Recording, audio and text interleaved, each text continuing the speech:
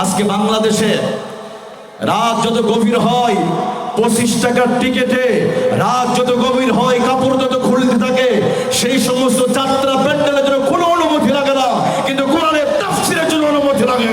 কথা কোন ঠিক কিনা? এসো কোরআনের আঙিনা, এসো শান্তির মোহনা। এটা এখন জান্নাতের বাগানে পরিণত হয়ে গেছে। এই জন্য খুশি না বেজার? আর যারা বলেন খুশি না বেজার? এখানে বসলে আল্লাহ আল্লাহ রাসূলকে পাওয়া যায়। আর যারা ঘরে বসে টিভিটা হাতে, টিভি সামনে নিয়ে, রিমোটটা হাতে নিয়ে যারা টিভিতে নায়ক নায়িকা খুঁজতেছে, ওখানে আল্লাহ আল্লাহকে পাওয়া যায়? তাহলে ওরা টিভিতে নায়ক নায়িকা খুঁজতেছে রিমোট দিয়ে, আর আমরা এখানে বসে বসে আল্লাহ আল্লাহ রাসূলকে খুঁজতেছি। আর একটু আস্তে কোন সুবহানাল্লাহ, একটু জোরে বলবেন, কষ্ট হবে না মনে করি। আর একটা মনে রাখবেন, আপনারা নিচে বসে আছেন বলে আপনাদের মান মর্যাদা নাই এমনটি কিন্তু নয়। কারণ পৃথিবীতে যত দামি জিনিসগুলো কিন্তু নিচেই থাকে। হীরামণি মহরাত জহরাত মুক্তা কোথায় থাকে? নিচে থাকে। আমরা হয়তো স্টেজে আছি, আপনারা কোথায় আছেন? নিচে আছেন। এই জন্য আপনাদের ফজিলত বেশি। এই জন্য মাঝে মধ্যে এই জায়গায় বসে একবার জবান ছেড়ে বলবেন সুবহানাল্লাহ, আলহামদুলিল্লাহ বলবেন। মনে রাখবেন আপনার আওয়াজ আল্লাহর আরশ আজিম আল্লাহ পৌঁছায় দেবে। বিজ্ঞানের চরম এই উন্নতির সময় বিজ্ঞান সর্বোচ্চ 1969-এ তারা চাঁদ পর্যন্ত যেতে পেরেছিল, তাই না? আর আপনি এখানে বসে শুধু একবার সুবহানাল্লাহ আলহামদুলিল্লাহ যদি বলতে পারেন, আল্লাহ তাআলা আপনার এই আওয়াজ প্রথম আসমান, দ্বিতীয় আসমান, তৃতীয় আসমান, চতুর্থ আসমান, পঞ্চম আসমান, সপ্তম আসমান ছাড়িয়ে আল্লাহর আরশ আজিমে আপনার সুবহানাল্লাহ আওয়াজ আল্লাহ পৌঁছায় দেবে। এই জন্য বলতে রাজি আছি না নাই? আপনার সুবহানাল্লাহ আওয়াজ ছোটখাটো বিষয় না, এটা অনেক দামি আল্লাহর কাছে। এই জন্য মাঝে মধ্যে সুবহানাল্লাহ আলহামদুলিল্লাহ বলবেন তো কষ্ট হবে না? ঘরতে আসার সময় ভাবিরা বলছে না মাহফিলে গিয়ে একদম কিছু কথা বলবো না, এরকম কোনো নিষেধাজ্ঞা জারি আছে নাকি? বাংলাদেশে তো অনেক কিছুর নিষেধাজ্ঞা আছে। এটা নিষেধাজ্ঞা আছে নাকি আবার? কারণ বক্তাদের কত নিষেধাজ্ঞা। আজকে আমরা যেখানে যাই আমাদেরকে সাজেস্ট করা হয়, পরামর্শ করা হয় বিভিন্ন জায়গায়, মসজিদের, আমি তো জুমা ঢাকাতেই পড়াই, কত কিছু নিষেধাজ্ঞা আছে তো নাকি? এটার ক্ষেত্রে তো নিষেধাজ্ঞা নাই। তাহলে একটু বলতে রাজি আছেন? কষ্ট হবে আপনাদের? তো যাই হোক, আসুন যে আল্লাহ তাআলা এই গভীর রজনীতে দুনিয়ার সমস্ত কাজকে জুদা করে মুক্ত করে কেবলমাত্র শুধুমাত্র আল্লাহর মহাব্বতে, আল্লাহর ভালোবাসা, এই জান্নাতে বাগানে যে আল্লাহ আমাদের কবুলে মঞ্জুর করেছেন, ওই আল্লাহর শিখানো ভাষায় হৃদয়ের সব রকম ভাব আবেগার অনুভূতি উজাড় করে সেই মহান মনিবের জন্য আমরা সকলে জবান ছেড়ে দিয়ে শুকরিয়া আদায় করে বলছি আলহামদুলিল্লাহ। আরো জোরে বলি আলহামদুলিল্লাহ। লাখো করে দরুদ ও সালাতু সালাম বর্ষিত হক আকায়ে নামদার তাজদার মদিনা, বুলবুল মদিনা, নবী মুকাররম, নবী মুজাসসাম, দু জাহানের সরদার, আখিরাতের ব্যারিস্টার, বিশ্বসভার সভাপতি, নবীদের নবী, নবী মুহাম্মদুর রাসূলুল্লাহ সাল্লাল্লাহু আলাইহি ওয়াসাল্লামের উপরে নবীর প্রেমে মাতোয়ারা হয়ে দিলটা নরম করে আমরা সকলে দরুদ পড়ছি। সকলে বলি সাল্লাল্লাহু আলাইহি ওয়াসাল্লাম। সম্মানিত বন্ধুগণ, শুকরিয়া আদায় করলাম কার? আর একটু জোরে বলতে হবে, শুকরিয়া আদায় করলাম কার? এই জমিনের মালিক কে? আমেরিকার প্রেসিডেন্ট জো বাইডেনের? তাহলে কার? ভ্লাদিমির পুতিনের? তাহলে এই জমিনের মালিক কে? তাহলে এই জমিনে কথা হবে কার? আরো জোরে বলেন, কথা হবে কার? ওই আল্লাহর কথা বলার জন্য আল্লাহর আওয়াজ নিতে গিয়ে আমাদের কষ্ট হয় না? পিছনে ভাইদের মনে হয় আল্লাহ আকবার বলা নিষেধ, এরকম আল্লাহ আকবার বলতে কষ্ট হয় আপনাদের? তাহলে জবান ছেড়ে দিয়ে বলবেন জমিনের মালিক কে? আকাশের মালিক কে? জমিনের মালিক কে? সব কিছু হবে কার জন্য? নামাজ আদায় করতে হবে কার জন্য? স্ত্রীকে বেশি বেশি পিটাতে হবে কার জন্য? আপনার তো আগেতেই তৈরি হয়ে আছে মাশাআল্লাহ। মানে মাহফিল সুন্দর সুন্দর বুঝে গেছে, আবেগে গা ঢেলে দেয় না। আলহামদুলিল্লাহ। স্ত্রীকে পিটায় নাকি আবার? কিন্তু যৌতুক না দিলে অনেকে পিটায়। পারুলিয়া এলাকায় মানুষের যৌতুক নেয় না, এদিকে যৌতুক নেয়। আল্লাহ মাফ করুক। মনে রাখেন, যারা যৌতুক নেবে এদের হাসর হবে শ্রীকৃষ্ণর সাথে, কেন এটা হিন্দুদের একটা বিশ্বাস, এটা মুসলিমদের নয়, এটা মুসলিমদের কালচার নয়। আমরা যৌতুক নিব না। তো যাই হোক, আমি বলছিলাম আমাদের সবকিছু হতে হবে কার জন্য? আর অতটা বলেন কার জন্য? ইন্না সালাতি ওয়া নুসুকি ওয়া মাহইয়ায়া ওয়া মামাতি লিল্লাহ।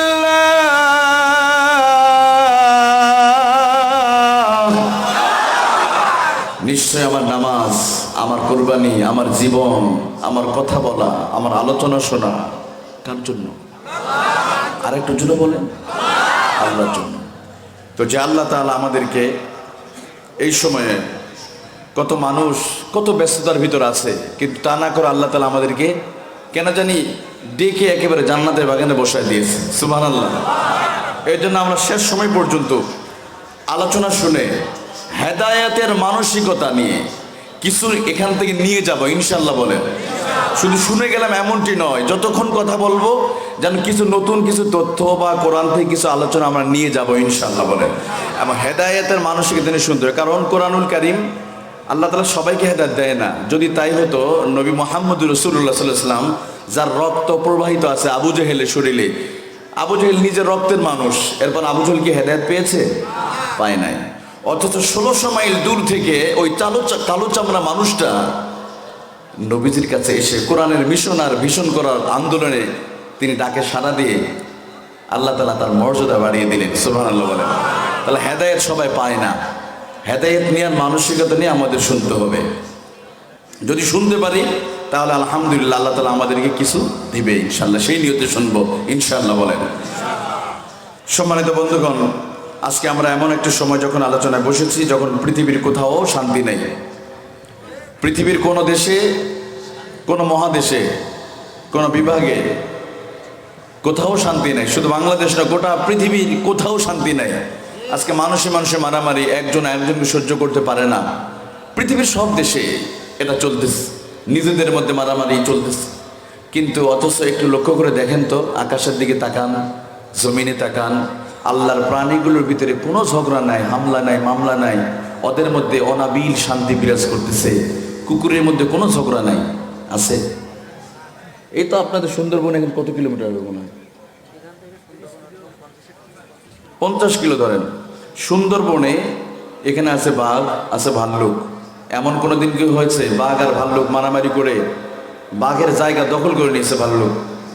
অর্থাৎ সিংহ পুরা সুন্দরবনটাকে তছনছ করে বলছে, না, সুন্দরবন থাকতে গেলে এটা সম্পদ দিতে হবে, টাকা দিতে হবে, চাঁদাবাজি করেছে, ওদের মধ্যে আছে। তো সুন্দরবনে পশু পাখির ভিতরে নাই মারামারি, হামলা নাই, মামলা নাই, কিছুই নাই। ওদের মধ্যে সুন্দরভাবে বসবাস করতেছে। আপনাদের পাশে নদী আছে, নদীর মাছ ধরেন, যমুনা নদীর মাছ, মেঘনা নদীর মাছ, এদের মধ্যে কোনো সমস্যা আছে? কোনো সমস্যা নাই। আকাশে একটু তাকান, চন্দ্র সূর্য পৃথিবী সূচনা লগ্ন থেকে নিয়ে বিরামহীনভাবে দিনের বেলা সূর্য পশ্চিম পূর্ব দিগন্তে উঠে, প্রতিদিন ওঠে, প্রতিদিন পশ্চিম আকাশে গিয়ে ডোবে।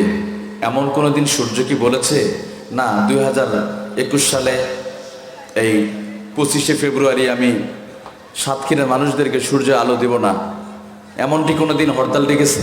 ডাকে নাই। তাহলে চন্দ্র সূর্য সব কিছুর ভিতরে শান্তি আছে, গাছ গাছালি, পশু পাখি সবার মধ্যে শান্তি আছে। শুধুমাত্র শান্তি নাই মানুষের ভিতরে। একটু ভিন্ন মতের, ভিন্ন দলের, ভিন্ন মতের একজন তরমুজ পার্টি আর একজন বাঙ্গি পার্টি করে, বাস আমি সহ্য করতে পারি না, ওরা দুনিয়া থেকে উধাও করে দাও, আছে না?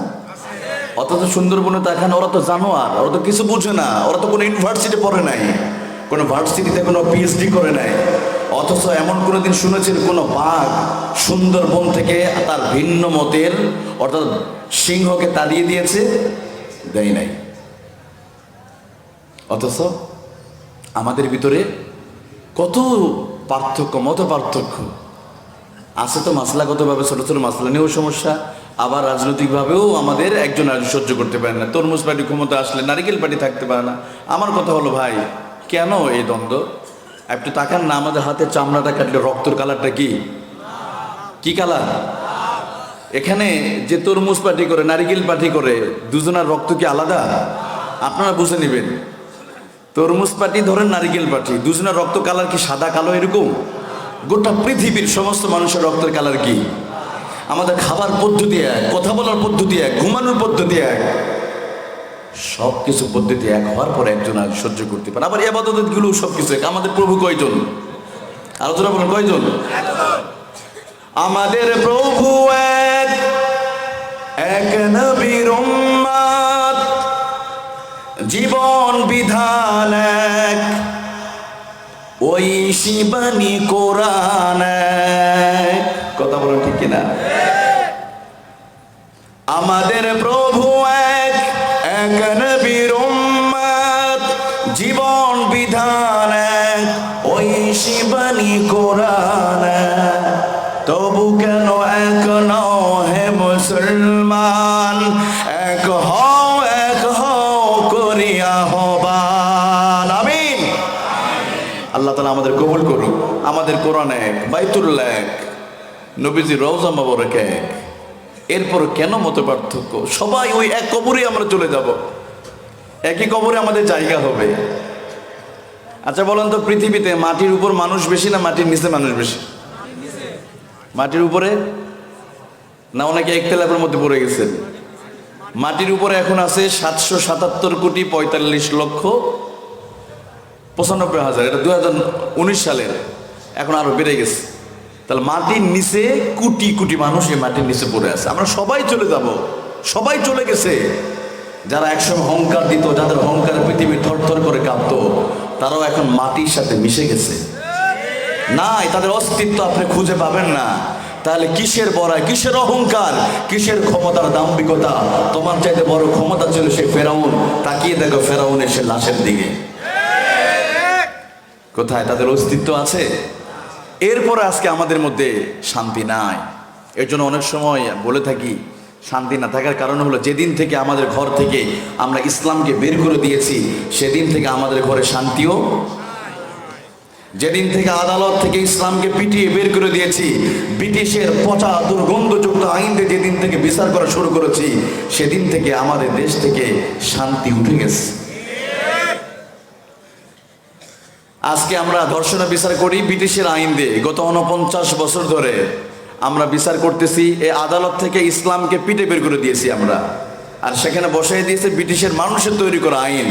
যার কারণে 49 বছর ধরে এ বাংলাদেশে বিচার করার পরও ধর্ষণ কমেছে না বেড়েছে? আর একটু আস্তে বলেন, কমেছে না বেড়েছে? এমনকি 2020 সাল 10 অক্টোবর, আমি যদি ভুল না করি, ঢাকার পিজি হাসপাতালে মনে হয় একজন মহিলা মারা গিয়েছে। মৃত মহিলার সাথে ধর্ষণ করা হয়েছে। নারীদের কোনো ক্ষমতা, বাংলাদেশে নারীদের কোনো মর্যাদা আছে? নাই। প্রতিদিন পত্রিকা খুললে ধর্ষণ, একজন আরেকজনকে হত্যা করছে, কোনো বিচার নাই। পালাক্রমে ধর্ষণ, কয়েকদিন পর তদন্ত হয়, এরপর রিপোর্ট একেবারে কিয়ামা পর্যন্ত রিপোর্ট আসে। অথচ গত 33টা বছর ধরে নারীরা ক্ষমতায়, প্রধানমন্ত্রী নারী, বিরোধী দল নেত্রী নারী, শিক্ষামন্ত্রী নারী, সব কিছু নারী হওয়ার পরও এদেশের নারীদেরকে আমরা নিরাপত্তা দিতে পারি। তার মানে বোঝা গেল মানুষের তৈরি করা এই আইন দিয়ে এদেশের নারীদের নিরাপত্তা আমরা দিতে পেরেছি? পারি নাই। 49 বছর ধরে আমরা ব্রিটিশের আইন দিয়ে বিচার করে ধর্ষণ বন্ধ করতে পারি না। আগের তুলনায় ধর্ষণ আরো বেড়ে গেছে। তবে আপনাদেরকে বলতে চাই, আমরা আবারও যদি শান্তি ফিরে আনতে চাই, তাহলে আমাদেরকে কোরআনুল কারিমে বিচার করার দরকার আছে না নাই? 49 বছর লাগবে না, 49 মাস লাগবে না, 49 সপ্তাহ লাগবে না, 49 মিনিটের ভিতরে এ বাংলাদেশে ধর্ষণ বন্ধ হয়ে যাবে। নারীরা সারা বাংলাদেশে চলাফেরা করবে। এমন কোন পুরুষ নারীদেরকে ফ্রিজে করার সাহস পাবে না। যদি আমরা কোরআনুল কারিমটা পার্লামেন্টে নিয়ে কোরআন দিয়ে যদি বিচার করতে পারি, কথা কোন ঠিক না? অতএব কারা কারা চান এ বাংলাদেশে কোরআনুল কারিম দিয়ে বিচার করা হোক, কোরআনুল কারিম দিয়ে ধর্ষণের বিচার করা হোক, কোরআনুল কারিম দিয়ে চোরদের বিচার করা হোক? যারা যারা চান, তুই হাত উঁচু করে ওই আল্লাহকে দেখা।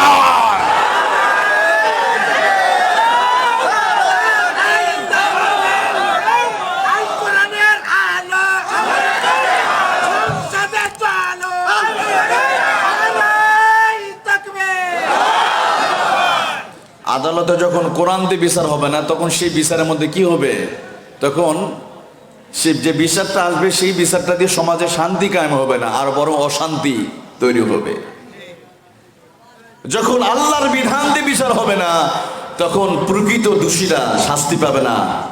এটা গোটা পৃথিবীতে আমরা দেখতে পাচ্ছি।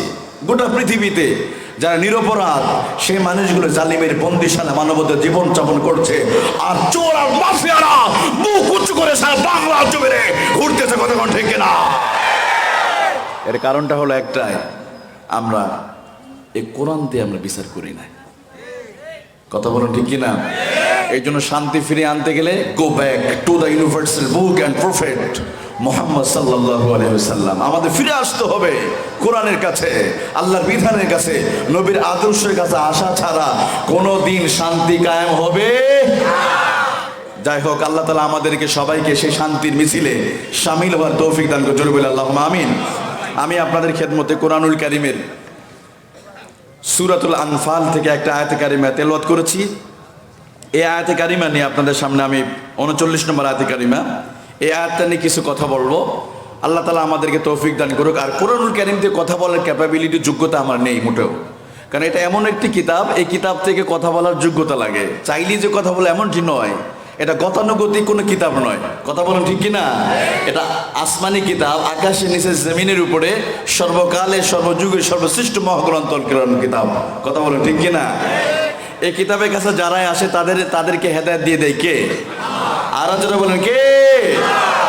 কিছুদিন আগে জাহাঙ্গীরনগর ভার্সিটির একজন মহিলা লোক প্রশাসনের অধ্যাপক রীতা কুন্ডু, একজন হিন্দু কমিউনিটির মানে গ্রুপের মহিলা ছিলেন। তিনি দীর্ঘ 29টা বছর ধরে বিভিন্ন ধর্মে রিসার্চ করেছেন। তিনি কোরআনুল কারীমটাকে জঙ্গির কিতাব মনে করত। আজকে আমাদের দেশে অনেক সময় খুব বড় আফসোস লাগে যে মুসলমানের দেশে মাঝে মধ্যে আমরা পত্রিকার রিপোর্ট দেখি যে অমুকে অমুক কিতাবের কারণে ধরা হয়েছে, অ্যারেস্ট করা হয়েছে। কথা ঠিক না? অথচ তাদের কাছে কোরআন শরীফ ছিল, হয়তো তাদের যে রিপোর্ট ছিল সেটা কোরআনুল কারীম অথবা ফাজাইলে আমল এরকম একটা কিতাব ছিল, কোরআন শরীফ, অন্য কোনো কিছুই ছিল না। এইটারে আমরা জঙ্গির কিতাব বানিয়েছি। কিন্তু অথচ এই জঙ্গি নামক কিতাবের কাছে রীতা কুন্ডু এসে সে কালিমা পড়ে মুসলমান হয়ে গেছে। আলহামদুলিল্লাহ বলেন। এ কোরআনে ভুল ধরতে এসেই তো ডক্টর ডেরি মিলার, তিনি কোরআনকে বুঝতেন একটা জঙ্গির কিতাব, এটা ভুলে ভরা কিতাব। তো তিনি একদিন ভুলবশত কোরআনটা হাতে নিয়ে পড়া শুরু করেন। দেখি না একটু এর মধ্যে তো অনেক ভুল আছে, এটা তো জঙ্গির কিতাব, একটু হাতে নিয়ে পড়া শুরু করি না। তো বাস উনি শুরু করলেন। কোরআন তো শুরুর দিকে বলে দিয়েছে যালিকাল কিতাব লা রাইবা ফি, দেয়ার ইজ নো ডাউট। এটা এমন একটি কিতাব, এমন একটি বই, এর মধ্যে কোনো সন্দেহ নাই। আল্লাহু আকবার বলেন। মানে এমন বই তিনি পড়া শুরু করলেন যে শুরুতে চ্যালেঞ্জ শুরু দিলেন। তখন তার ভিতরে মানে ব্রেনটা কাজ করলো, কি ব্যাপার, শুরুতেই বলতেছে, এটা আবার কেমন লেখক, কেমন রাইটার, যে শুরুতেই বললো যে এর মধ্যে কোনো সন্দেহ নাই, এখনো পড়া শুরুই করলাম না। এই যে ভিতরে আগ্রহ তৈরি হলো, যাই না একটু ভিতরে দেই না কি আছে, যাই না তার ভিতরে কোরআন কি বলতেছে। বাস কোরআনের ভিতরে যখন অজানা কোরআন সোয়ালে মুকদ্দার করে করে যে প্রশ্নগুলো জবাব দিয়েছে, একসময় সেই ডক্টর ডেরি মিলার, কানাডার একজন ধর্মীয় যাজক, সে মুসলমান হয়ে এখন ইসলামের জন্য কাজ করছে, এখনো জীবিত আছে। আল্লাহু আকবার বলেন। এই রীতা কুন্ডু ঠিক একই কাজ করেছিলেন। তো যাই হোক, এই কিতাবকে আমরা মুসলমানরা অনেকেই এটার জঙ্গির কিতাব বানিয়েছে। আল্লাহ তাদের হেদায়েত দান করুক। আল্লাহুম্মা আমিন বলেন। কারণ এই কিতাব মানুষকে হেদায়েত দেয়। এই যে আপনার মাহফিলে এসেছেন, আমাদের স্মার্টফোনগুলোতে গুগল ম্যাপ আছে না? গুগল ম্যাপে সার্চ করে পৃথিবীর এক রাস্তা থেকে আর এক রাস্তায় চলে যেতে পারবেন। আমিও রাতের বেলায় এটা হয়তো সার্চ করব, যাবো, এভাবে দেখবো। গোটা পৃথিবীর সমস্ত মানচিত্র দেখায় দেয় গুগল। এখানে বসে আমেরিকার লস অ্যাঞ্জেলস শহর, তাদের সবচেয়ে বড় জাদুঘরে কি কি আছে এখানে ব্রাউজ করতে পারবে, গুগল ম্যাপ দেখায় দিবে। কিন্তু গুগল ম্যাপ জান্নাত দেখা দিতে পারবে?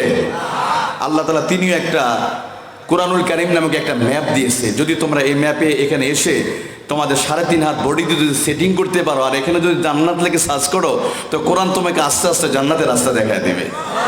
আর জোরে কন্যা সুবহানাল্লাহ। তাহলে কোরআনুল কারীম আপনাকে জান্নাতের রাস্তা দেখায় দেয়। এই জন্য আপনার বড় ভাগ্যবান যে এই কিতাবে আলোচনা শুনতে এসেছেন। আল্লাহু আকবার বলেন। সম্মানিত বন্ধুগণ, সূরাতুল আনফালের ওই আয়াতের দিকে চলে যাচ্ছে। চলুন, জগৎ সংসারের মালিক কি বলছেন। আমরা শুরুতেই আল্লাহ রাব্বুল আলামিনের কাছে আমি দোয়া নিব, দোয়া চেয়ে আমরা আলোচনা শুরু করব। বিশেষ করে শয়তানের প্রতারণা থেকে যেন আল্লাহ আমাদের হেফাজত করে। মাঝে মাঝে আলোচনা চলাকালীন অবস্থায় অনেকে খোঁচা দিবে, তাই না, এত রাত ওয়াজ শুনতে হবে, কি দরকার আছে, একটু ঘুমাই, এরকম আছে না? এগুলো কিন্তু ইবলিস কাজ করে, এই জন্য শুরুতে চাবি মেরে দিতে হবে। চাবিটা কি?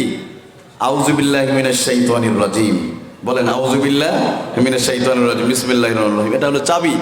ইবলিসকে তালা দিয়ে দেবেন, বাস শয়তানি করবেন। এই জন্য শুরুতে আমরা আল্লাহর কাছে আমরা পানা নিয়ে আউযুবিল্লাহি মিনাশ শাইতানির রাজিম। একটু দেন, আগের মতো করে দেন। বিসমিল্লাহির রহমানির রহিম। وَإِذْ يَمْكُرُ بِكَ الَّذِينَ كَفَرُوا لِيُثْبِتُوكَ أَوْ يَقْتُلُوكَ أَوْ يُخْرِجُوكَ وَيَمْكُرُونَ وَيَمْكُرُ اللَّهُ وَاللَّهُ خَيْرُ الْمَاكِرِينَ। আল্লাহু আকবার। আল্লাহ রাব্বুল আলামিন তার প্রিয় হাবিব নবী মুহাম্মদুর রাসূলুল্লাহকে জানিয়ে দিচ্ছেন, নবী আমার স্মরণ করুন ওই সময়ের কথা। ইয ইয়ামকুরু বিকাল্লাযীনা কাফারু লিইউসবিতুকা ওয়া ইয়াকতুলুক। যখন কাফেররা তারা তাদের সংসদে বসে যখন তারা সিদ্ধান্ত নিয়েছিল আপনার কোরআনের মিশন আর ভিশনকে বন্ধ করে দেওয়ার জন্য, সমস্ত চক্রান্তগুলো যখন ব্যর্থ হয়ে গেল, তারা চূড়ান্ত সিদ্ধান্ত নিল ইয ইয়ামকুরু বিকাল্লাযীনা কাফারু লিইউসবিতুকা আও ইয়াকতুলুকা আও ইখরিজুক। তারা সিদ্ধান্ত নিল লিইউসবিতুক, আপনাকে বন্দী করে রাখা হবে, আও ইয়াকতুলুক অথবা হত্যা করা হবে, অথবা নাগরিকত্ব পরিবর্তন করে দিয়া দেশ থেকে আপনাকে বের করে দেওয়া হবে। এমন চক্রান্ত করলো তারা, এই প্ল্যানিং করলো। আর আমি আল্লাহ তাআলা আমিও একটা কি করলাম? প্ল্যানিং করলাম, আমিও একটা কৌশল করলাম। তারা কৌশল করেছে, আমিও কৌশল করলাম। আলহামদুলিল্লাহ বলেন। এই আয়াতের ভিতরে আল্লাহ তাআলা তার কৌশলের কথা, কিভাবে মুমিনদেরকে মুসলমানদেরকে বিভিন্ন কৌশল থেকে বিপদ থেকে হেফাজত করেন, তার সেই কথা আল্লাহ তাআলা এখানে জানিয়ে দিয়েছেন। আলহামদুলিল্লাহ বলি। বিশেষ করে নবী সাল্লাল্লাহু আলাইহি সাল্লাম যখন কোরআনে কথা বলা শুরু করলেন, কোরআনের মিশন আর ভিশনকে বাস্তবায়ন করার কথা যখন তিনি বলেছেন, তখনই আবু জেহেল, উতবা, সাইবা তারা তখন থেকে কোরআনের মিশনকে কিভাবে বন্ধ করা যায়, কিভাবে আল্লাহর জমিনে কোরআন যাতে প্রতিষ্ঠিত না হয়, এই জন্য তারা শুরুতে চক্রান্ত করা শুরু করলো। একটার পর একটা তারা চূড়ান্তভাবে এই সিদ্ধান্ত নেয়। এই আয়াতের মধ্যে আল্লাহ তাআলা এটা স্পষ্টভাবে জানিয়ে দিয়েছেন। শুরুতে নবীকে কিছু বলে নাই। 40 বছর পর্যন্ত আল্লাহ নবী মুহাম্মদুর রাসূলুল্লাহ সাল্লাল্লাহু আলাইহি ওয়াসাল্লামের সাথে তাদের কোনো দ্বন্দ্ব ছিল না। নবী মুহাম্মদুর রাসূলুল্লাহর সাথে তাদের কোনো সমস্যা ছিল না। এই 40টা বছরের ভিতরে ওই মক্কার মুশরিক আবু জেহেল, উতবা, সাইবা আল্লাহর নবীর নাম পর্যন্ত তারা ভুলে গিয়েছিল। মুহাম্মদ নাম পর্যন্ত তারা ভুলে গিয়েছে। বিশ্বনবীকে তারা নিজেরাই নাম দিল আল আমিন, আস-সাদিক করে তারা নাম দিল। কিন্তু যেদিন আমার নবীর উপর কোরআনুল কারীম নাযিল হওয়া শুরু করলো, সেদিন থেকে ওই আবু জেহেল, উতবা, সাইবা, মুগিরা নবীর বিরুদ্ধে তারা অবৈধ ট্রাইব্যুনাল ঘোষণা করে দিল। কথা বলেন ঠিক না? আজকে বাংলাদেশে রাত যত গভীর হয় 25 টাকার টিকেটে, রাত যত গভীর হয় কাপড় যত খুলতে থাকে, সেই সমস্ত যাত্রা প্যান্ডেলের জন্য কোনো অনুমতি লাগে না, কিন্তু কোরআনের তাফসীরের জন্য অনুমতি লাগে। কথা বলেন ঠিক না? কেন? কোরআন থেকে তো আলোচনা হবে। কোরআন কি মিথ্যা কথা বলে? কোরআন কি কারো ব্যক্তিগত কোনো মানুষের? তাহলে কেন আমরা সেই কোরআনও শুনতে চাই না? আপনি কোরআনের সঠিক কথা বলতে চান, আপনার কণ্ঠরোধ করে দেওয়া হবে। শুধু তাই নয়, এই কোরআনুল কারীম থেকে কথা বলার জন্যই আল্লাহর নবী, বিশ্ব নবী জনাবে মুহাম্মদুর রাসূলুল্লাহ সাল্লাল্লাহু আলাইহি ওয়াসাল্লামকে একের পর এক পরীক্ষা দিতে হয়েছে। কথা বলেন ঠিক কিনা? বিশ্ব নবী ওই জামানায় কোনো মানবাধিকার লঙ্ঘন করেন নাই, কারো বাড়িতে আগুন লাগায় দেয় না, কারো জায়গা অবৈধভাবে তিনি দখল করেননি। শুধু অপরাধ ছিল একটাই, আবু জেহেল, উতবা, সাইবাদের আইনগুলোকে কবর রচনা করে আল্লাহর জমিনে কোরআনুল কারীমকে কায়েম করা। শুধুমাত্র এতটুকু অপরাধ ছিল। বিশ্বনবী আবু জেহেলের ক্ষমতা তিনি গ্রহণ করেন নাই। নবী মুহাম্মদ রাসূলুল্লাহর শর্ত ছিল একটাই, জমিন যার বিধান চলবে, জমিন যার বিধান চলবে তার। শুধুমাত্র এতটুকু অপরাধ। এই অপরাধের কারণে আমার নবী মুহাম্মদ রাসূলুল্লাহকে একের পর এক পরীক্ষা দিতে হয়েছে। কথা বলেন ঠিক কিনা? সবচেয়ে বেশি পরীক্ষা দিয়েছে দুনিয়াতে আর কেউ নয়, আল্লাহ নবী মুহাম্মদ রাসূলুল্লাহর মতো আর দুনিয়াতে কেউ পরীক্ষা দেয় নাই। তবে ঈমান দার যারা তাদের পরীক্ষা দিতেই হবে, পরীক্ষা আসবে। এই পরীক্ষা যদি আমাদের নবীর উপরে যদি আসে, আমাদের জীবনে আসবে না? কথা বলুন, এখানে আসবে না? আসবে। আল্লাহ তাআলা বলছেন, এটা সূরা আনকাবুতের ভিতরে বলে দিয়েছেন যে তুমি ঈমানের দাবি করবি বলে আমি ছেড়ে দেব, এমনটি নয়। আহাসিবান নাসু আইয়ুতরাকু আইয়াকুলু আমান্না ওয়া হুম লা ইউফতানুন। আল্লাহু আকবার। তোমরা কি মনে করে নিয়েছো ঈমান এনেছো বলে আমি আল্লাহ তাআলা তোমাদের কোনো পরীক্ষা নিব না? আহাসিবান নাস, তোমরা কি হিসাব করে নিয়ে বসে আছো? আইয়ুতরাকু আইয়াকুলু আমান্না ওয়া হুম লা ইফতানুন। ঈমান এনেছো বলে আমি পরীক্ষা নিব না? না না, ঈমান আছে যার পরীক্ষা হবে। আরো জোরে বলেন, পরীক্ষা হবে। ঈমান আছে যার পরীক্ষা হবে তার। এমনকি আমাদের পূর্বে যারা চলে গেছে, ওই যে মাটির নিচে যারা সবচেয়ে বেশি মানুষ, তারা সবাই পরীক্ষা দিয়ে চলে গেছে। وَلَقَدْ فَتَنَّا الَّذِينَ مِنْ قَبْلِهِمْ فَلَيَعْلَمَنَّ اللَّهُ الَّذِينَ صَدَقُوا وَلَيَعْلَمَنَّ الْكَاذِبِينَ। আল্লাহু আকবার। নবী আমার আপনার পূর্বে যারা চলে গিয়েছে, তারাও মাটির নিচে যারা চলে গিয়েছে, তারাও পরীক্ষা দিয়েছে। কথা বলেন ঠিক কিনা? আল্লাহ নবী পূর্বে এসেছিলেন, নবী ইব্রাহিম আলাইহিস সালাম। ইব্রাহিম আলাইহিস সালাম তিনিও পরীক্ষা দিয়ে চলে গেছেন। মুসলমান, আমাদের জীবনও পরীক্ষা আসতেও পারে। কথা কোন ঠিক কিনা? পরীক্ষা আমাদের জীবনও আসবে, কিন্তু সেই পরীক্ষায় যদি আপনি ইস্তিকামত যদি থাকেন, ঈমান আনা সহজ, কিন্তু ঈমানের পথে অবিচল থাকা, ঈমানের পথে অটল থাকা, দৃঢ় থাকা, প্রতিষ্ঠিত থাকা, ইস্তিকামত থাকা, এটা হলো কঠিন। ঈমান আনা সহজ, কিন্তু ঈমানের উপর অবিচল থাকে এটা কঠিন। এই জন্য আল্লাহ কোরআনুল কারীমে বলেছে, যারা অবিচল থাকবে তাদের দুনিয়া আখিরাতে কোনো ভয় নাই। আল্লাহ আপনি বলেন, ইন্নাল্লাযীনা ক্বালু রাব্বুনাল্লাহু সুম্মা ইসতাকামু তাতানাজ্জালু আলাইহিমুল মালায়েকা আল্লা তাখাফু ওয়া লা তাহজানু ওয়া আবশিরু বিল জান্নাহ। আল্লাহু আকবার। আল্লাহ রাব্বুল আলামিন বলেন, ঈমান আনার পরে ইন্নাল্লাযীনা ক্বালু রাব্বুনাল্লাহ, যারা আল্লাহর প্রতি ঈমান এনেছে, আল্লাহকে রব বলে যারা মেনে নিয়েছে, শাহাদাত দিয়েছে, এরপর সেই দ্বীনের উপর ইস্তিকামাত, সিবাত আলাদ দ্বীন, ইস্তিকামাত আলাদ দ্বীন, দ্বীনের উপর যারা অবিচল থাকবে, আমি আল্লাহ জানিয়ে দিলাম, আল্লাহ তাখাফু ওয়া লা তাহজানু ওয়া আবশিরু বিল জান্নাহ। এই দুনিয়ায় কোনো টেনশন নাই, আখিরাতেও কোনো ভয় নাই।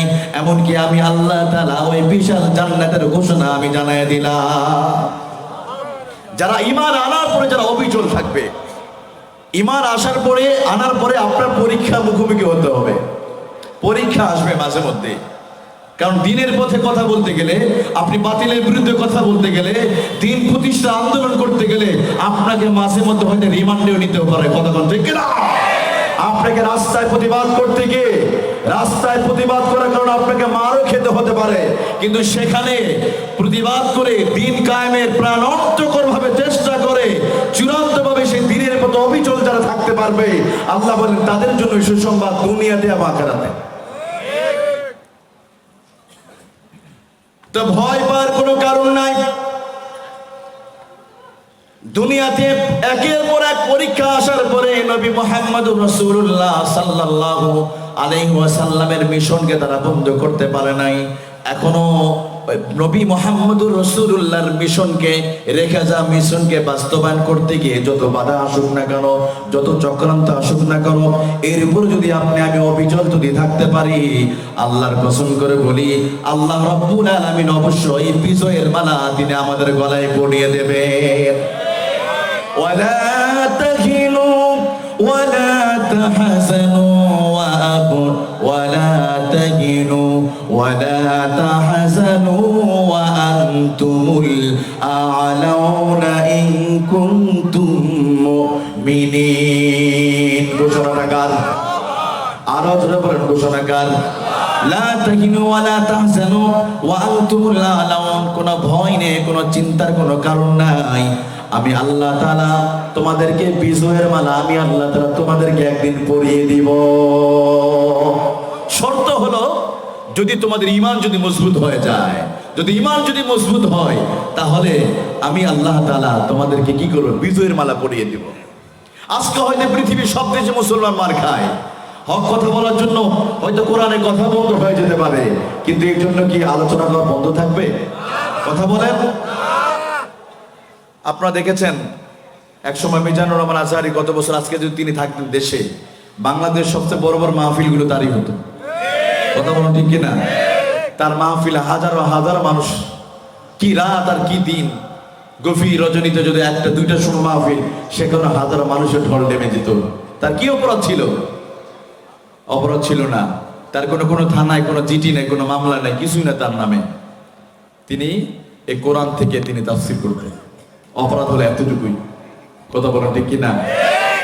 উনি বিদেশে আছে, এরপরও এই দেশের একদল হলুদ মিডিয়া বিদেশে থাকার পর এই নিরপরাধ মানুষটাকে নিয়ে এক দিনের পর দিন তারা নিউজ করে যাচ্ছে। কথা কোন ঠিক কিনা? ৭১ টিভি নামক একটা চ্যানেল আছে, এই চ্যানেল কিছুদিন আগে ওনারা নিউজ করছে আলেমদেরকে নিয়ে। কিছুদিন আগে আল্লামা মামুনুল হককে নিয়ে এই ৭১ টিভি এমন অশ্লীল ভাবে শব্দ চয়ন করেছে যেগুলো বলার মতো নয়। তার কি অপরাধ? মামুনুল হক তিনি তো কোরআনে হক কথা বলেন, তিনি তো সত্য কথাই বলেন, বজ্রকণ্ঠে বলেন, উনি তার কত কথা বানিয়ে কথা বলে না। তবে মনে রাখতে হবে, আপনাদেরকে বলি, হয়তো আইন করে ক্ষমতা পেশি শক্তি ব্যবহার করে কিছু মানুষের কণ্ঠ রোধ করা যাবে, কিন্তু কোরআনের আলোচনা বন্ধ করা যাবে। আলোচনা বলা যাবে। এই দেশে যে মানুষটি সবচাইতে বেশি তাফসীরুল কোরআন মাহফিলে গোটা বাংলার জমিন না গোটা পৃথিবীতে কোরআনে কথা বলেছিলেন, বিশ্বনন্দিত মুফাসসিরুল কোরআন আল্লামা দেলোয়ার হোসেন সাঈদী, তার কোনো অপরাধ ছিল না, তিনি কোরআনুল কারীমকে তাফসীর করতেন। কথা কথা কিনা? আজকে ওনাকে জেলখানায় মানবতা জীবন যাপন করতে হচ্ছে। উনি যদি আজকে যদি কোরআনে হক কথাটা যদি বলতেন না, যদি বলতেন, তাহলে বাংলাদেশ সবচেয়ে বড় একটা পীর সাহেব হতো উনি। কথা বল না কেন? তার অপরাধ ছিল একটাই, তিনি কোরআনুল কারীম থেকে নবীজির রেখে যাওয়া মিশনটাকে বাস্তবায়ন করার আন্দোলনে তিনি সামিল হয়েছিলেন। সেই পতাকা তলে সামিল হয়ে এই দেশের তৌহিদি জনতাকে সেই দিকে তিনি ডেকেছিলেন। অপরাধ ছিল এতটুকুই। মিজানুর রহমান আজহারের কোনো অপরাধ ছিল না, আল্লামা মামুনুল হক সাহেবের কোনো অপরাধ নাই। তিনি তো কোনো মাহফিলে গিয়ে কারো নামে কোনো হুঙ্কার দেয় নাই, কারো মানুষের বিরুদ্ধে তো বলে নাই, কোনো অপরাধের বিরুদ্ধে বলে নাই। অথচ বাংলাদেশে মাফিয়ায় ভরে গেছে, যারা দিনের বেলা খুন করে রাতের বেলা জামিন পায়, এদের কোনো সমস্যা নাই। কিন্তু আল্লাহর ওলিদের যত সমস্যা, তাদেরকে জেলখানার ভিতরে মানবতার জীবন যাপন করতে হয়। আলেমদেরকে আমরা সহ্য করতে পারছি না, আলেমদের সহ্য হয় না। ওলামায়ে কেরাম মাদ্রাসা পড়ায়। কিছুদিন আগে কুষ্টিয়াতে একজন বল আলেমদেরকে, মাদ্রাসা ছাত্রদেরকে নেগোশিয়েট করে বললেন যে মাদ্রাসার হুজুররা যাকাত ফিতরা কালেকশন করে পড়ায়। নাউজুবিল্লাহ বলেন, এটা বলছে না? হ্যাঁ, যাকাত তো আল্লাহ বলেছে, ইন্নামা সাদাকাতু লিল ফুকারা ওয়াল মাসাকিন ওয়াল আমিলিন আলাইহা ওয়াল মুআল্লাফাতি কুলুব। আল্লাহ তো সূরা তাওবার ৭ নম্বর আয়াত তিনি বলে দিয়েছেন কারা খাবে কারা খাবে না। কিন্তু এতটুকু বলতে পারি, মাদ্রাসার ওই অসহায় ছাত্ররা যাকাত এদের আপনারা দান করেন। মাদ্রাসা এত সুন্দর একটা মাদ্রাসা, এটা আরো বড় হবে ইনশাআল্লাহ। এই যে মাদ্রাসা যে ছাত্ররা পড়ে, আমরা পড়েছি, এই মাদ্রাসা ছাত্ররা মাদ্রাসা পড়ার কারণে পুরোদিন রাস্তায় দাঁড়িয়ে টাক বাস তারা চাঁদাবাজি করে না, আর যারা চাঁদাবাজি করে তারাই আলেমদেরকে গালি দেয়। কথা বলে ঠিক কিনা? কোনদিন দেখেছেন কোন আলেম সুইজারল্যান্ডে গিয়ে টাকা সাপ্লাই করেছে, অথবা ঢাকা শহরে 10টা ফ্ল্যাটের মালিক হয়ে গেছে। তারপর সমস্ত দোষ এই টুপিওয়ালা দাড়িওয়ালাদের।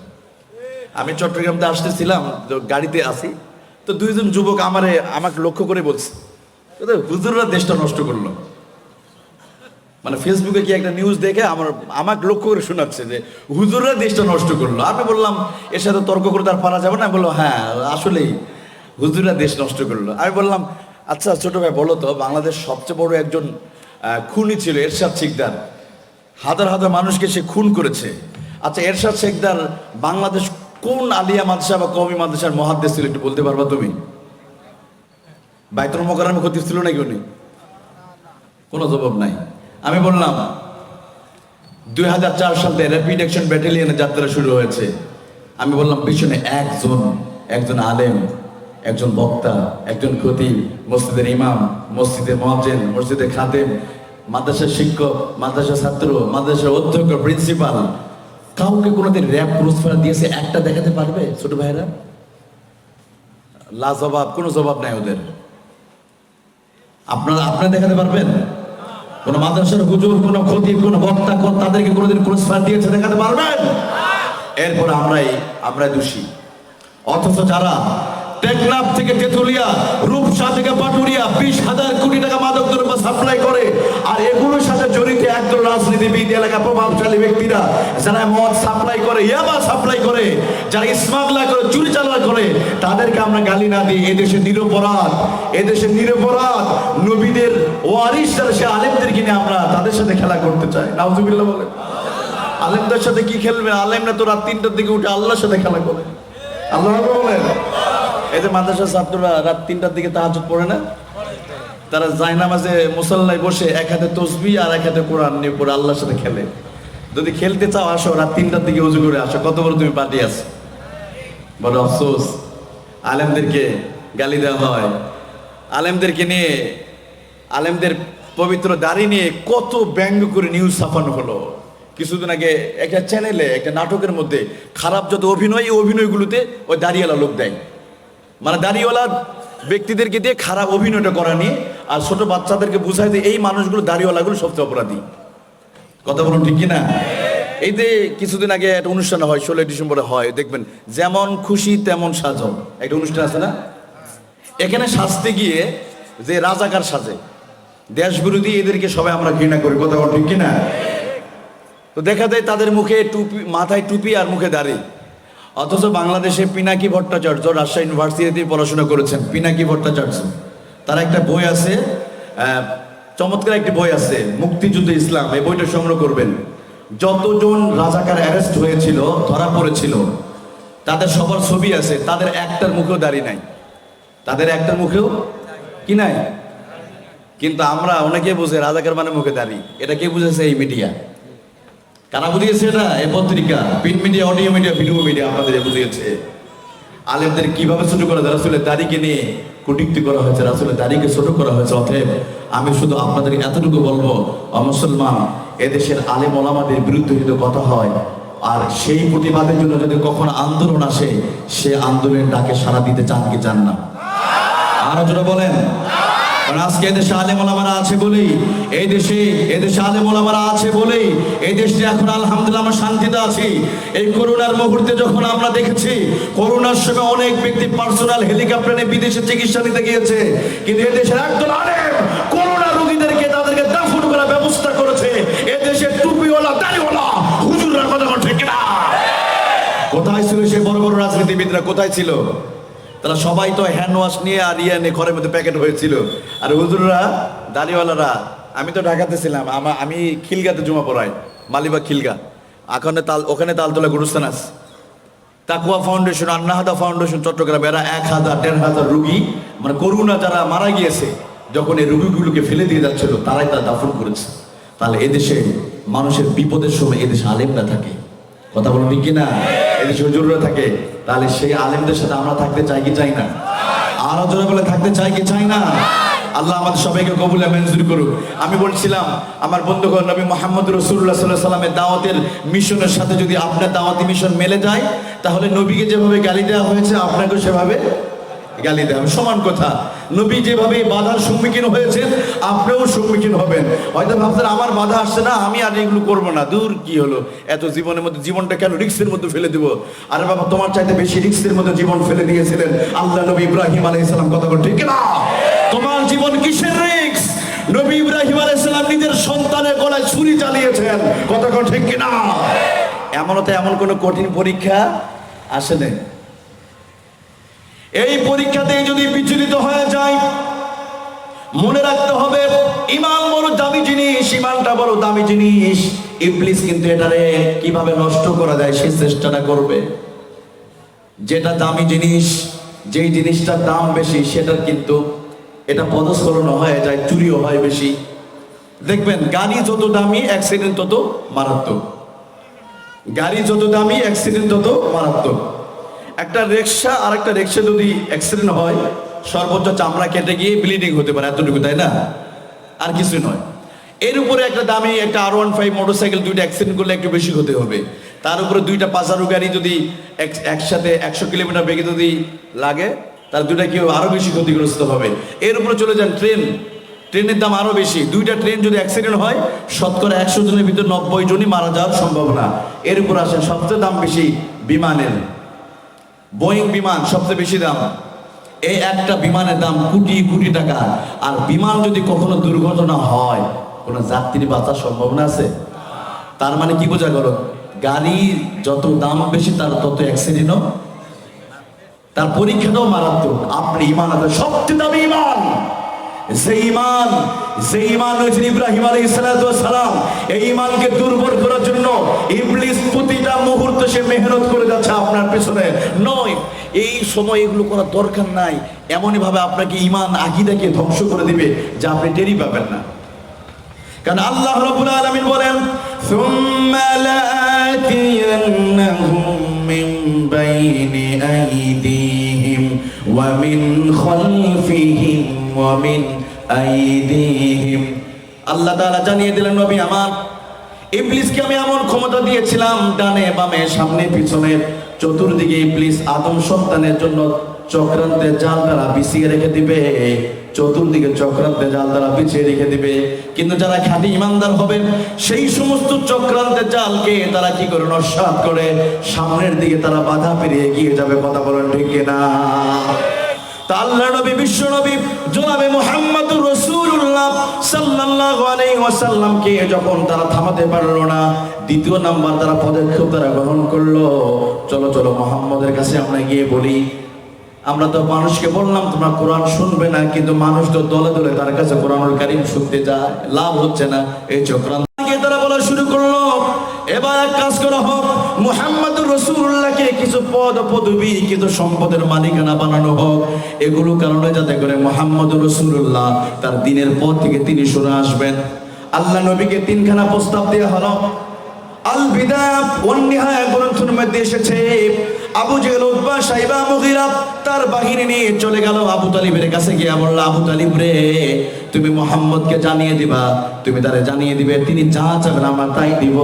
তিনি যদি সম্পদ যদি চেয়ে থাকে, মক্কা মদিনাতে যত সম্পদ আছে সবগুলো তার কদম মোবারকে দিয়ে দেওয়া হবে। তিনি যদি চান নেতৃত্ব কর্তৃত্ব চায় তাও দেওয়া হবে। তিনি যদি নারী চান তাও দেওয়া হবে। বিনিময়ে আল্লাহ জমিন থেকে জন্মের মতো কোরআনের কথা বলা তারে বন্ধ করে দিতে হবে। তার একটি কাজ করতে হবে, এই দাওয়াতি কাজ তার করা যাবে না, অর্থাৎ দিন প্রতিষ্ঠা আন্দোলন তাকে বন্ধ করে দিতে হবে। বিশ্বনবী এটা করেছেন। আল্লাহ নবীকে যখন প্রস্তাব দেওয়া হলো, নবী মুহাম্মদুর রাসূলুল্লাহ সাল্লাল্লাহু আলাইহি ওয়াসাল্লাম বললেন, লাউ ওয়াদাতিশ শামসা ওয়াল কমারা, তোমরা যদি এক হাতে যদি সূর্য দাও আর এক হাতে যদি চন্দ্রটা যদি তোমরা এনে দাও, আমি রাসূল 1 সেকেন্ডের জন্য কালিমার পথ থেকে আমি পিছপা হব না। আমি 1 সেকেন্ডের জন্য দ্বীনের পথ থেকে আমি সরে যাব না। আল্লাহু আকবার বলেন। আর আমরা এক কাপ চা হলে নিজের ঈমানকে বিক্রি করে দিই। কথা বলেন ঠিক কিনা? নির্বাচন আসলে দেখবেন বল্টু ভাইয়ের চরিত্র ফুলের মতো পবিত্র, নামাজ পড়ে না, এক ওয়াক্ত বিড়ি টানে 27 আছে না? চা খাওয়াইছে একটা চা বাস। অথচ আরো মানুষ ছিল সমাজে নামাজ পড়ে, আল্লাহওয়ালা মানুষ, যে মানুষগুলো করি যে কোরআনে জ্ঞান আছে, এই মানুষগুলো আমরা পছন্দ করি না। বাংলাদেশের সাবেক 2 জন মন্ত্রী ছিল, আমি নাম বলছি না। ওই যে বলছিলাম শুরুতে বলছি যে দুর্নীতি, চোর, এই চুরি বাটপাড়ি বন্ধ করতে চান, এইটারে কোথায় নিতে হবে? সংসদে। কথা বলুন ঠিক কিনা? কারণ তাদের ভিতরে ওই পার্লামেন্টের যারা থাকে তাদের ভিতরে কোরআনে জ্ঞান থাকলে তারা দুর্নীতি করতে পারে। বাংলাদেশের 2 জন মন্ত্রী ছিল, অনেকের দুর্নীতি দমন কমিশন তাদেরকে হারকিন দিয়ে, টর্চ লাইট দিয়ে খুঁজে খুঁজে তালাশ করা হয়েছে, 2 জনের দুর্নীতি পায় নাই। আল্লাহু আকবার বলেন। ওই 2 জন ব্যক্তি কোরআনের আন্দোলন করতেন, তাদের কলিজার ভিতরে কোরআনে জ্ঞান ছিল। কথা কোন ঠিক না?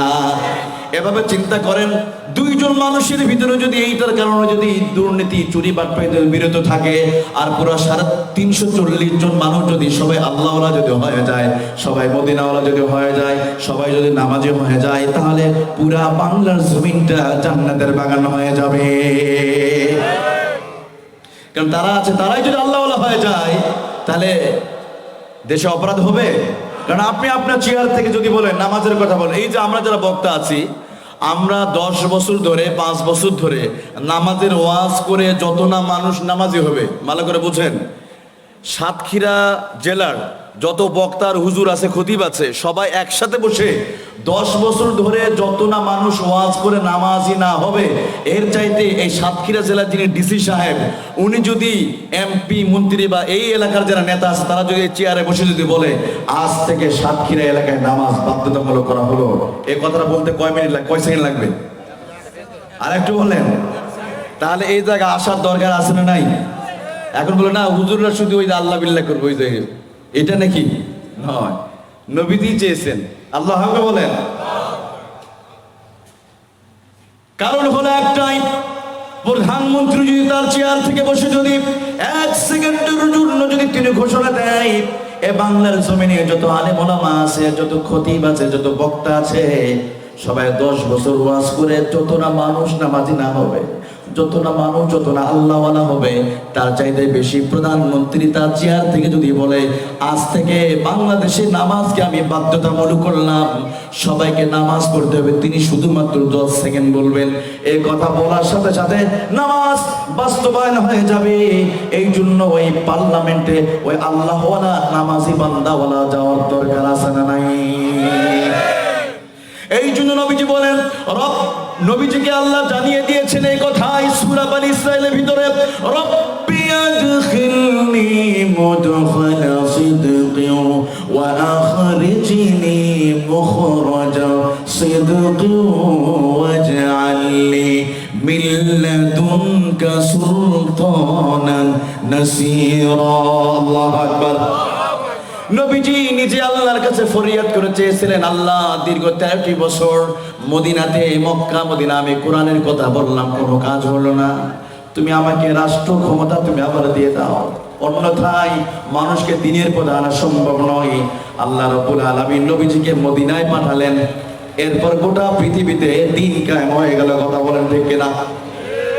এই জন্য আমার বন্ধুগণ, নবীজির মিশন ছিল একটাই, কোরআনের মিশন আর ভিশনকে বাস্তবায়ন করার। কথা বলেন ঠিক কিনা?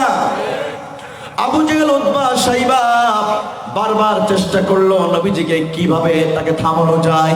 প্রথম দিকে নবীজিকে গালি দেওয়া হলো, নবীজি যেখানে কোরআন বলতেন সেখানে তারা বন্ধ করে দিল।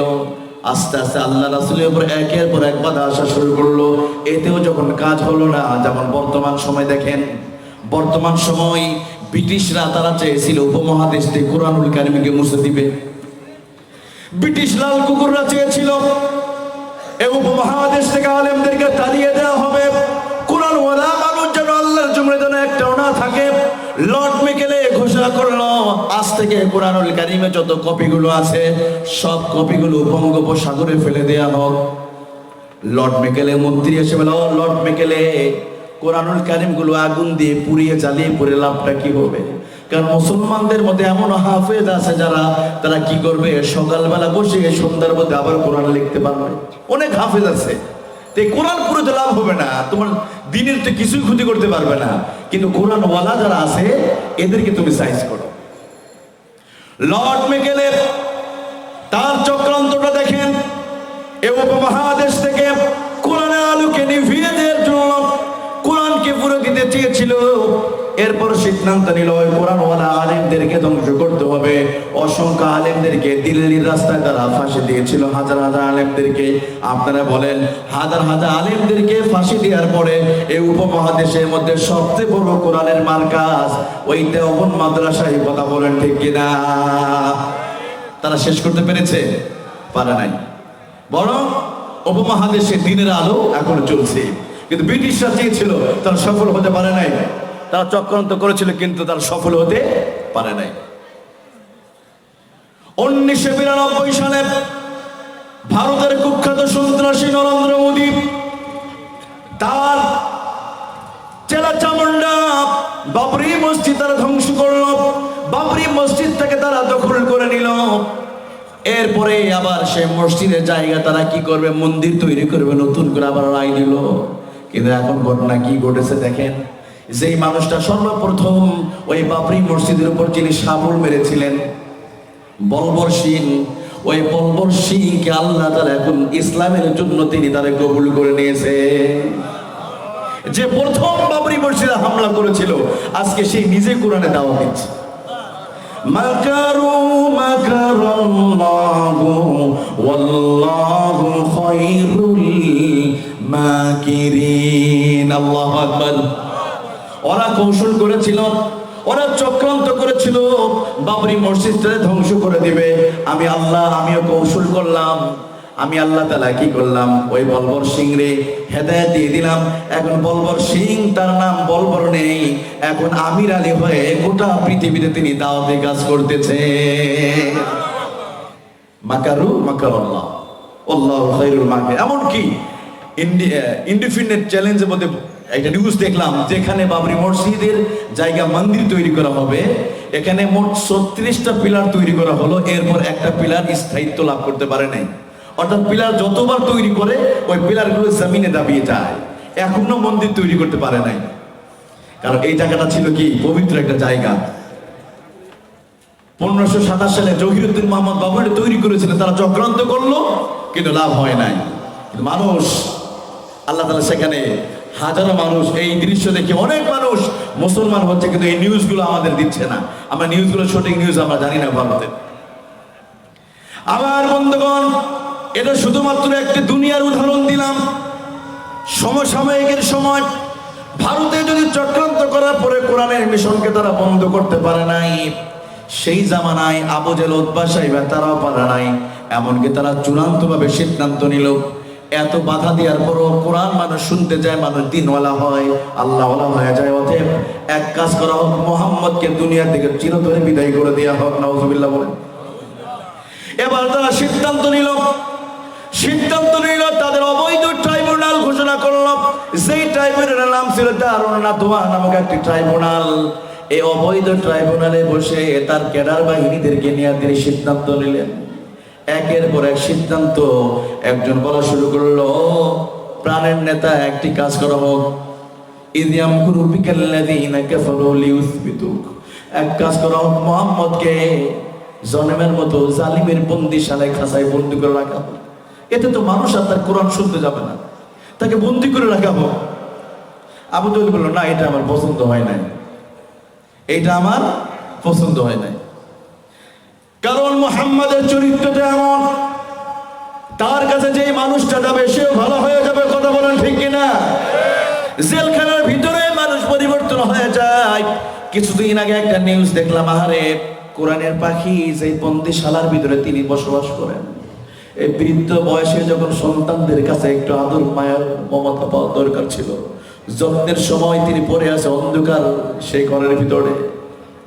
যখন এই শাস্তি পাওয়ার আগে যখন উন্মুক্ত ভাবে কয়েদিদের সাথে দেখা করতে পারতেন। আমি নিজে শুনেছি এক ভাইয়ের কাছে, শাস্তির আগে যখন অনেকে দেখা করতো ওনার সাথে, অনেক কয়েকজন হিন্দু জেলখানার ভিতরে ওই কোরআনের পাখি হাত দিয়ে মুসলমান হয়ে গেছে। চিল্লায় এখন আল্লাহু আকবার। এমনকি আমাদের যেই ভাইরা কোরআনের কথা বলতে গিয়ে যারা জেলখানার মধ্যে চলে যায়, এমনও শুনেছি জেলখানার ভিতরে তারা জেলখানার ভিতরে গিয়ে পুরো জেলখানাটা যেন আলেমুল আজানা ভরপুর করে দেয়, সুবহানাল্লাহ বলেন। সেখানে নামাজ পড়ে, সেখানে খুতবা চলে, আলোচনা চলে, সেখানে আলোচনা বন্ধ করতে পারে নাই। এখানে বন্ধ করবে কিন্তু ভিতরে গিয়ে তার দাওয়াতে কাজ করে, আছে না নাই? আমার বন্ধুরা, আবু জেহেল চিন্তা করলো, না তোমার এই প্রস্তাব আমি গ্রহণ করলাম না, কারণ মুহাম্মদের চরিত্রটি এত সুন্দর, এত সুন্দর, তার কাছে যখন শত্রুরা চলে যায়, শত্রু বন্ধু রূপে পরিণত হয়ে যায়। জেলখানার ভিতরে যদি তারা দেওয়া হয়, ওই মানুষগুলো তো ভালো হয়ে যাবে না, এটা গ্রহণ করবো না।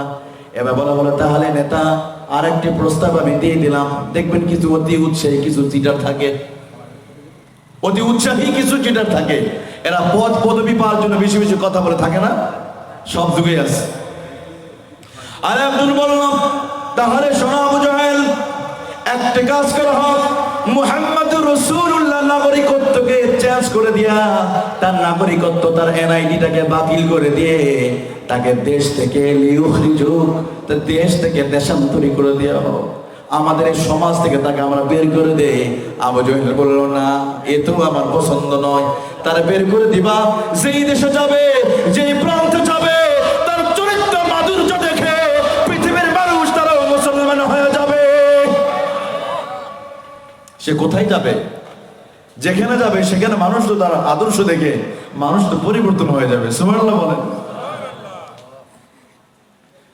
আবু জেহেল বলল, না এটা আমার পছন্দ হয় নাই, এই আদর্শ তার গ্রহণ করে তো মানুষগুলো ভালো হয়ে যাবে, বিদেশে যারা অন্য দেশের নাগরিক যারা আছে তারা আদর্শ গ্রহণ করে ফেলবে। কিন্তু ঠিক এই কাজটি হয়েছিল, মক্কার মানুষগুলো, মদিনার মানুষগুলো এসে গ্রহণ করেছে, মক্কার বাসিন্দারা গ্রহণ করে নাই, তারা আদর্শ গ্রহণ করে নাই, কিন্তু মদিনার মানুষগুলো এসে গ্রহণ করেছে। কিন্তু বড় দুর্ভাগ্য যে আমরা সেই নবীর আদর্শ আমরা গ্রহণ করতে পারলাম না। আমরা আমাদের যুবকরা যতটা নায়ক নায়িকাদের চিনি, দুনিয়ার নেতার জন্য নিজের জীবনকে বিসর্জন দিতে পারি, নিজের দলে কোন দলে কত টাকা মারা যায়, তাই না? নায়কের জন্য জীবন দেয়, খেলোয়াড়ের জন্য জীবন দেয়, কিন্তু বিশ্বনবীর বিরুদ্ধে বলেছে, বিশ্বনবীর ওই আন্দোলনে মিশনের জন্য নিজের জীবনকে বিলিয়ে দেওয়ার মানুষ খুবই অভাব, কথা বলে ঠিক কিনা? আবার যারা এমন মানুষ আছে কোরআনের পথে যারা চলে, কোরআনের মতে যারা চলে, এদেরকেও আবার অনেক মানুষ দেখতে পায় না, সেই মানুষগুলো মরে গেলেও আবার আমরা বিসমিল্লাহি আলা মিল্লাতি রাসূলি বলি, আবার জানাজার ব্যবস্থা করে দিই। লাভ আছে?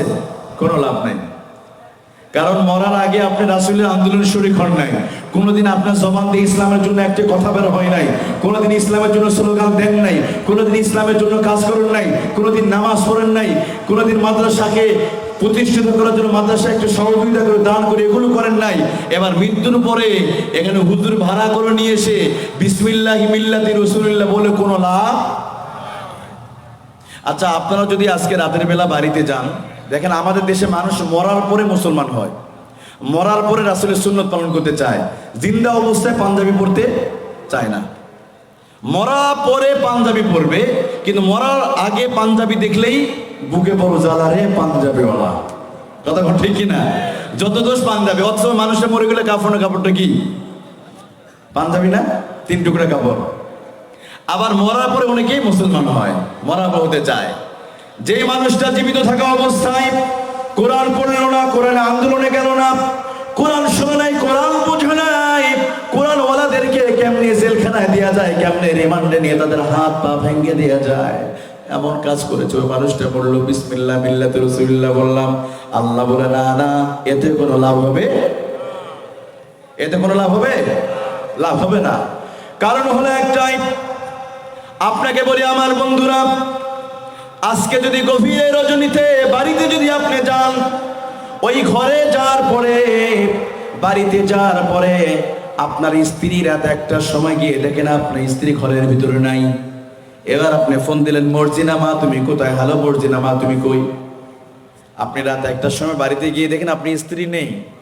স্ত্রীকে ফোন দিয়ে বলে, এই মর্জিনা তুমি কোথায়? বললো, প্রাণের স্বামী তোমার সাথে তো 40 বছর আমি সংসার করেছি, আমি তো কোনোদিন কোনো অপরাধ করি না, কোনো ভুল করি নাই, আমি শুধুমাত্র আজকে রাতটা আমি আমার বন্ধুর সাথে কাটাবো, তোমার অনুমতি চাই। আচ্ছা বলেন তো, পরের দিন সকালে ওই স্ত্রী রাখবেন আপনারা? রাখবেন? 1 তালাক, 2 তালাক, 3 তালাক, 14 গোষ্ঠী তালাক। কথা বলেন ঠিক কি না? স্ত্রী ভুল করছে কয়টা?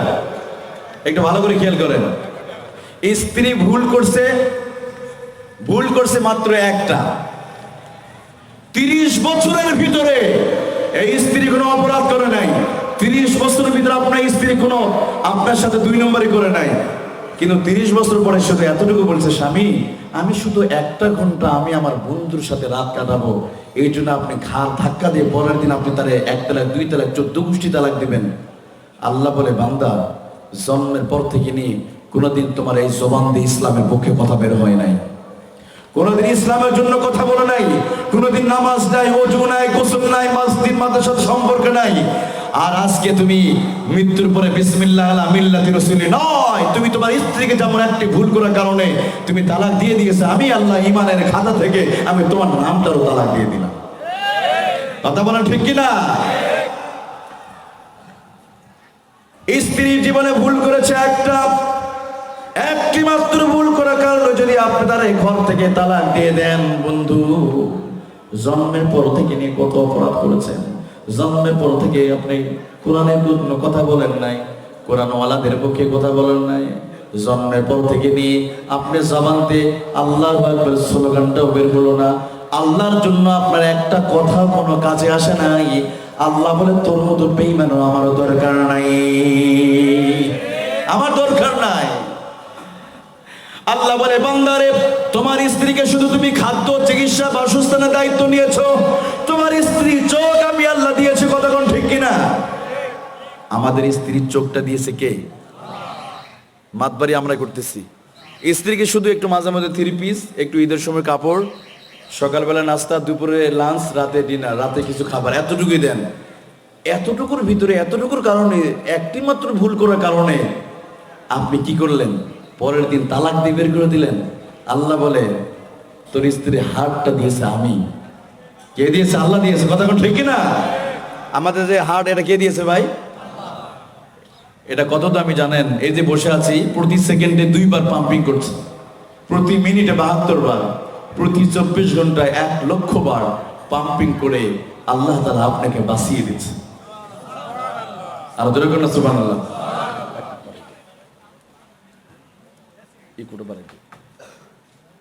প্রতি সেকেন্ডে এভাবে পাম্পিং করছে। এই যে এখানে বসে আছেন, এখনো পাম্পিং করছে। যখন আপনি আমি অপরাধ করি, জিনায় লিপ্ত হয়ে যায়, অথবা ঘরে বসে বোতল নিয়ে ঢকঢক করে মদ খাইতেছেন, তখন ওই বাম পাশে আপনার হার্টটা পাম্পিং করতেছে। আল্লাহ বলেন, আল্লাহ যদি চাইতেন তখনই আপনাকে স্টপ করে দিতে পারতো। আল্লাহ বলেন, না, আমার বান্দা ফিরে আসবে, আমার বান্দা ফিরে আসবে। আল্লাহ ছেড়ে দেয়। আপনি যখন এই চোখ দিয়ে যখন গুনাহ লিপ্ত হন, ওই চোখটা কে দিয়েছে? আরো তোরা বলেন কে? আলাম নাজআল লাহু আইনাইনি ওয়া লিসানান ওয়া শাফাতাইন।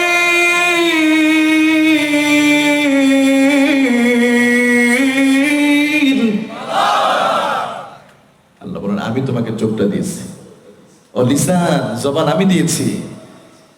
তোমার স্ত্রীর চোখটা আমি দিয়ে দিয়েছি, স্ত্রীর হাড় দিয়েছে আমি, স্ত্রীর চোখ দিয়েছে আমি।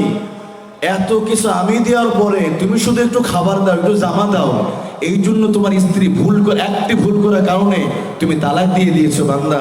অথচ তুমি প্রতিদিন যারা নামাজ পড়ে না, প্রতিদিন সেজদা না দেওয়ার কারণে 17টা ভুল করে। কয়টা?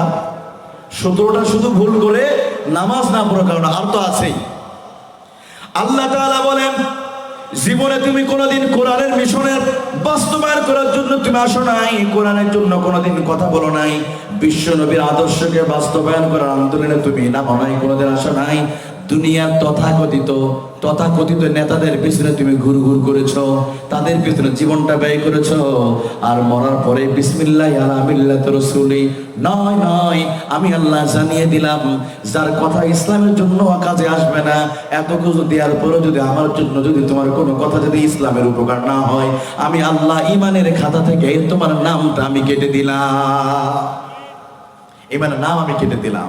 মরার পরে আমরা পালন করতে চাই। দেখেন, এটা মেয়েদের মধ্যেও দেখা যায়। দেখুন, আমাদের দেশে নারীরা পর্দা করে মৃত্যুর পরে, মেয়েদের মৃত্যু পরে কয়টা পোশাক, কয় টুকরা? তাহলে মেয়েদের পোশাক ছিল 5 পিস, অথচ একটা মেয়ে ভার্সিটি যায় 2 টুকরা কাপড় পরে। জীবিত একটা মেয়ে কলেজে ইউনিভার্সিটিতে যায় একটা 3 পিস, একটা ওড়না, একটা পায়জামা পরে ভার্সিটি যায়। অথচ একই মেয়ে যখন মারা যায় তখন 5 টুকরা কাপড় পরায় দেয়। কথা বল না কেন? কয় টুকরা পরান? আচ্ছা, পর্দাটা কখন দরকার ছিল? মরার আগে না মরার পরে বেশি? কারণ মরার আগে মেয়েটা সুন্দর চেহারা, তার তো ঢেকে থাকার দরকার ছিল, তার তো ঢেকে রাখার দরকার ছিল। তা না রেখে আপনি খোলা রেখে, অথচ সেই মেয়েটা মারা গেল। ওই একই বাবা, সেই বাবা মেয়েকে একটা চুজ পায়জামা কিনে দিয়েছে, জিন্সের প্যান্ট কিনে দিয়েছে, সেই বাবা এবার মেয়েকে 5 টুকরা কাপড় কিনে দিচ্ছে, কাফনের কাপড়। আসলে নাই? আবার এলাকায় দেখেন আমরা মরার পর কিভাবে ইসলাম মানি, আর একটা উদাহরণ দিই। এই এলাকায় যদি কোনো জামাই সাহেব যদি আসে, তার শালি যদি মারা যায়, সে যদি বলে আমি আমার শালিকে গোসল আমি করে দিব, আপনারা দিতে দিবেন?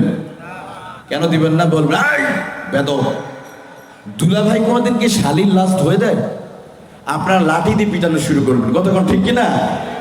অথচ ওই শালি যখন জীবিত ছিল, দুলা ভাই মোটরসাইকেলের পিছনে নিয়ে আপনাদের পারুলিয়া বিভিন্ন পার্কে মার্কেট করেছে, ঘুরে বেরিয়েছে। তখন এদেশের সমাজ, এদেশের রাষ্ট্র, এদেশের এলাকার নেতৃত্বের মানুষগুলো তখন তারা বাধা দেয় নাই। এবার শালি মারা গিয়েছে, এখন তারা বাধা দেয়, কতক্ষণ, ঠিক কিনা? তাই পর্দাটা দরকার কখন ছিল? শাড়ি মরার আগে।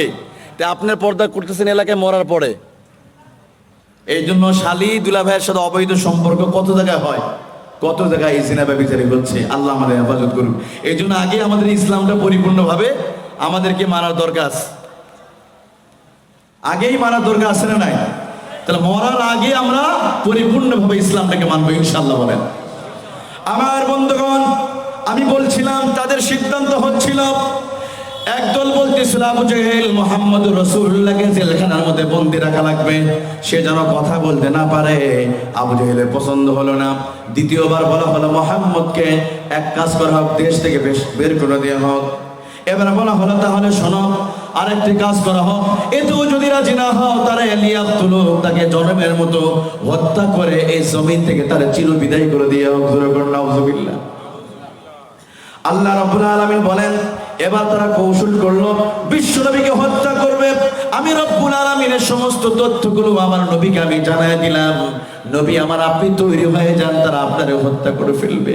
নবী সিজদায় পড়ে গেলেন, আল্লাহকে ফরিয়াদ করলেন, রব্বুল আলামিন, আয় আল্লাহ, আল্লাহ তোমার জন্য, ইসলামের জন্য যেতে চাই, তবে মক্কাতে দীর্ঘদিন দাওয়াতে কাজ করেছি, তুমি এমন একটা ক্ষমতা দাও যে ক্ষমতার বলে আমি দেশের ভিতরে আমি শান্তি কায়েম করতে পারি, আমি যেন শান্তি প্রতিষ্ঠা করতে পারি। এই জন্য এমন একটি ক্ষমতা সুলতান আল নাসির তুমি আমার দিয়ে দাও। আল্লাহ রাব্বুল আলামিন নবীজিকে সেই দায়িত্ব দিয়েছিলেন। আর তাদের চক্রান্তকে ধূলিসাৎ করে ওই সমস্ত কাফের আর বেঈমানদের চোখের সামনে আল্লাহ রাসূল তাদের চোখের সামনে দিয়ে তিনি চলে গিয়েছেন। তারা কখনো বুঝতে পেরেছিল? কথা বলেন। আল্লাহ রাব্বুল আলামিন বলেন, লিইউসবিতুকা আও ইয়াকতুলুকা আও ইউখরিজুক ওয়া ইয়ামকুরুনা ওয়া ইয়ামকুরুল্লাহ ওয়াল্লাহু খায়রুল মাকিরিন। আল্লাহু আকবার।